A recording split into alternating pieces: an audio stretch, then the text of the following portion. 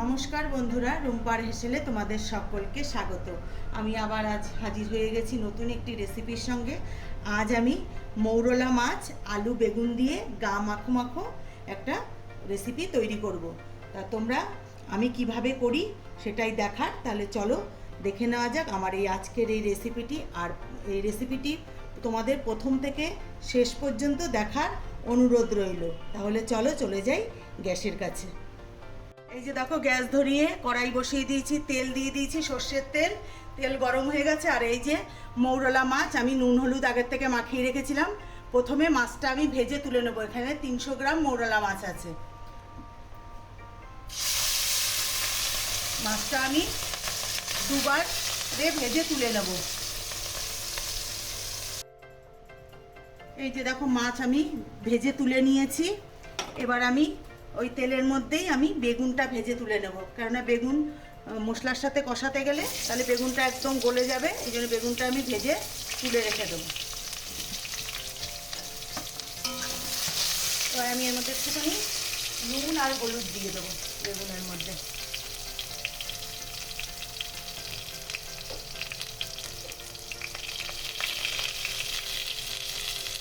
বেগুনটাকে আমি একটু লাল লাল করে ভেজে তুলে নেবো। বেগুনও আমি দেখো ভেজে তুলে নিয়েছি। এবার আমি কড়াইতে তেল দিয়েছি।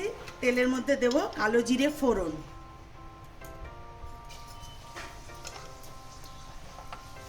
এবার আমি দিয়ে দেবো এর মধ্যে কেটে রাখা কুচনো পেঁয়াজ,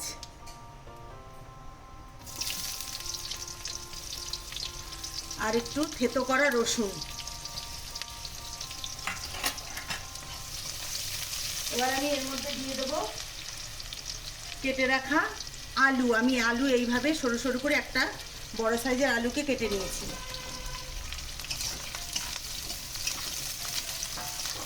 এবার আমি এর মধ্যে দেব লবণ, স্বাদ মতো লবণ দেব, হলুদ গুঁড়ো। এবার আমি হলুদ লবণ আর পেঁয়াজ রসুনের সঙ্গে আলুটাকে ভালো করে একটুখানি ভেজে নেব।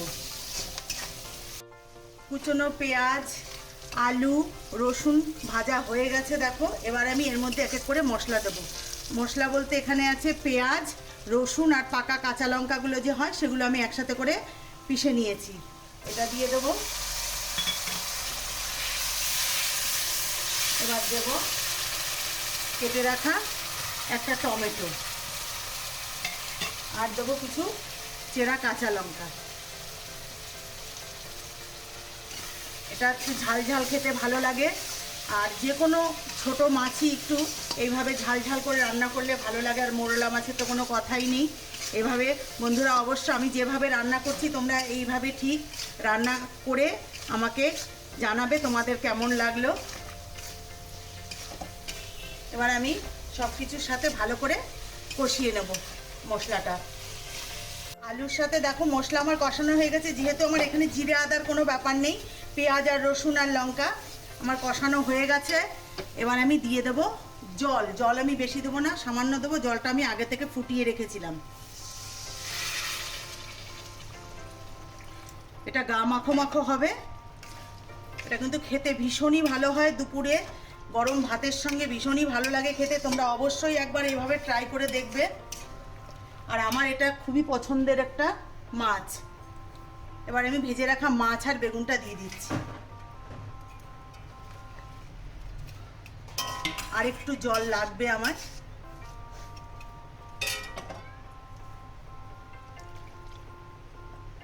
এবার আমি ঢাকনা দিয়ে ঢেকে 6 থেকে 7 মিনিট ফুটতে দেবো। তারপরে আমি আবার ফিরে আসছি।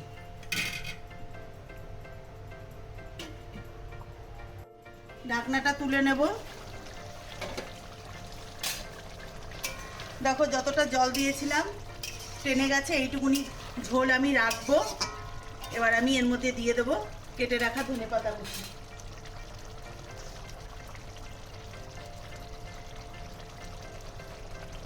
এবার আমি একটু নেড়ে চেড়ে নিয়ে তোমাদেরকে গ্যাসটা বন্ধ করে দিয়ে পরে নামিয়ে নিয়ে দেখাচ্ছি আমার হয়ে গেছে রান্নাটা। দেখো বেগুন দিয়ে আলু দিয়ে মোরলা মাছের তেল ঝাল হয়ে গেছে, আমি নামিয়ে নিয়েছি। এবার একটা পাত্রে সার্ভ করে নিচ্ছি। তা বন্ধুরা, তোমাদের যদি আমার এই রেসিপিটি ভালো লেগে থাকে তাহলে লাইক শেয়ার কমেন্টস করো। আর যারা আমার চ্যানেলের নতুন বন্ধু আছো তারা আমার চ্যানেলটিকে সাবস্ক্রাইব করে আমার পাশে থাকো, আর যারা করেছো তাদেরকে অসংখ্য অসংখ্য ধন্যবাদ। তাহলে আজকের মতন আমি ভিডিওটি এখানেই শেষ করছি। ভালো থেকো, সুস্থ থেকো, নমস্কার।